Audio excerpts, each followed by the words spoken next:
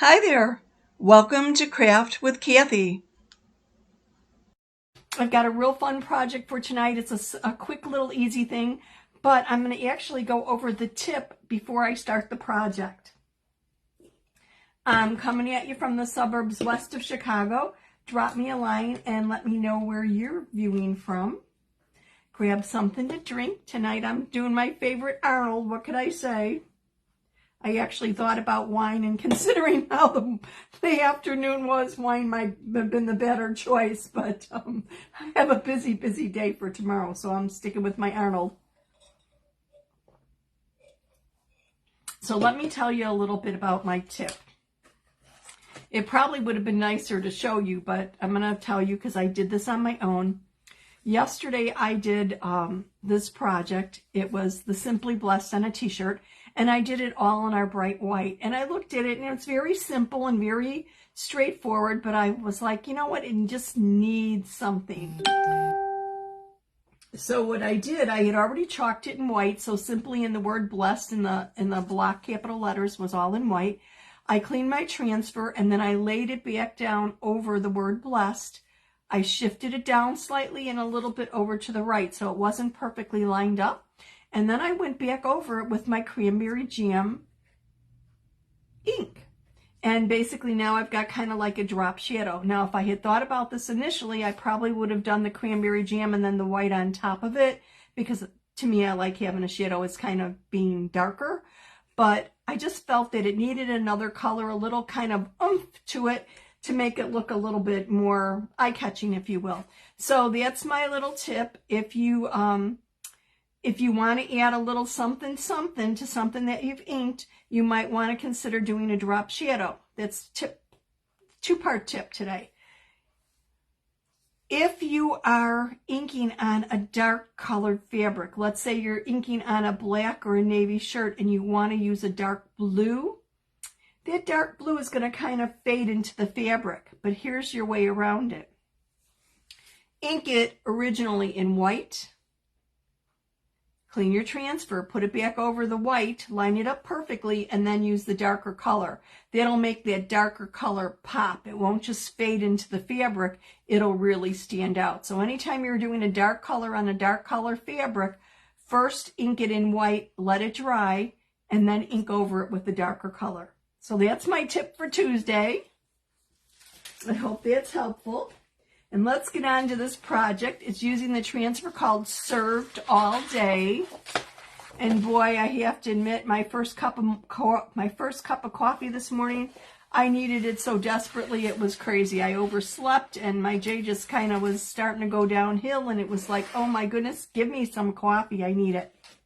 So I'm going to, this is our double-sided box frame. One side is the natural wood, the other side is whitewashed white, and I'm going to quickly put a little wax on my surface because it's wood. You always want to wax wood. It smooths it out, evens out the surface a little bit, acts as a barrier between your paste and your wood so it doesn't absorb the pigment quite as quickly. And it also protects the adhesive part of your transfer from picking up loose paint or a splinter or anything from the wood and ruining the adhesive of the transfer. So I've just rubbed this in, and now I'm going to buff it off. It's really that simple.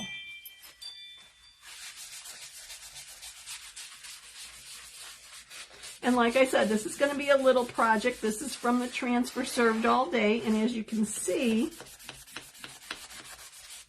I'll move this back front and center here.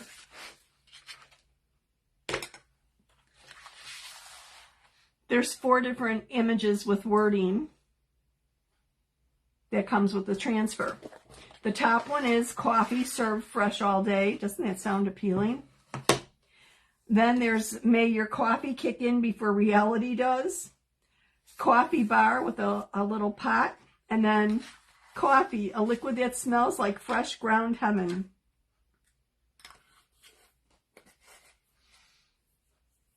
And in response to the kind of day I've had today, I'm going with may your coffee kick in before reality does.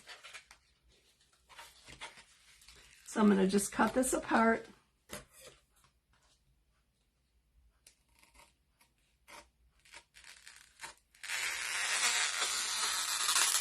I'm just going with my transfer trimmers over the cut line. I am not cutting my backer because I'm keeping my backers intact so that it's easier to see what I've got hanging in my armoire. And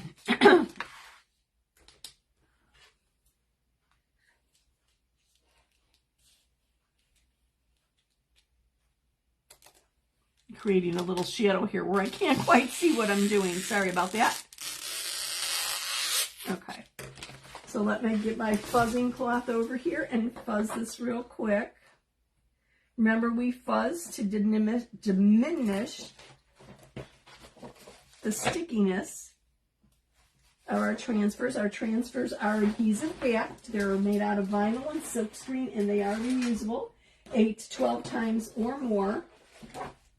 So I just want to temper the stickiness a little bit before I use it so it doesn't stick so snugly. Generally, you will fuzz more on when you're applying to very, very smooth surfaces. If I was applying this to glass or mirror or metal, I would probably fuzz it like 8 or 9 times. Okay, that's simple enough, isn't it? So, and I'm going to use one of my brand new colors here. Now, I might have a little bit of an issue getting this in properly, getting it seated because it's still pretty sticky. It's sticking to my fingers. So I'm just going to smooth down the top a little bit and the bottom and then go to the edges. I want to make sure I don't have any air bubbles under my silk screen, and I don't have to actually press all the way into the corners because I'm not going to be chalking up to the corners. So just pressing down around what's getting chalked, making sure I don't have any air bubbles. And then let me show you what color I'm going to use here. This is a little bit different. This happens to be Dear Diary paste, and you can get this free with an order. Which during the month of January, I know there were 2 free inks. It was Dear Diary and I think Sincerely Yours. And I think we ran out of Sincerely Yours this afternoon. But this is kind of a flush tone, a little bit more of a darker. It has almost a hint of rose to it. But when I looked at it, maybe it's because of the day I had, I said, ooh, it looks like my Boston coffee. A little bit dark for Boston, but today it reminded me of coffee. So that's why I'm using it on my Serve Fresh All Day transfer. I think this would go really nice with different colors in kind of the brown family or a kind of coffee colored family for the different pieces of this transfer and make a nice collection where they coordinate based upon being in the same color family. So I'm just smoothing my chalk paste all over. I want to make sure I get everything covered. It really doesn't take long at all. Our chalk paste is made from chalk. It goes on liquid, but will dry to a hard finish. Once it's dry, you could run your hand over it. You're not going to remove chalk and you're not going to smudge it or anything, but you do not want to hit it with anything sharp. Obviously, if you scratch it or try etching at it, you could lift it off. So I always recommend dry dusting projects that you've chalked. Okay, put the extra back in my jar, and let's do peel and reveal here. And I lift kind of slowly just to make sure that I don't have anything that I've missed or any oopses or whatever.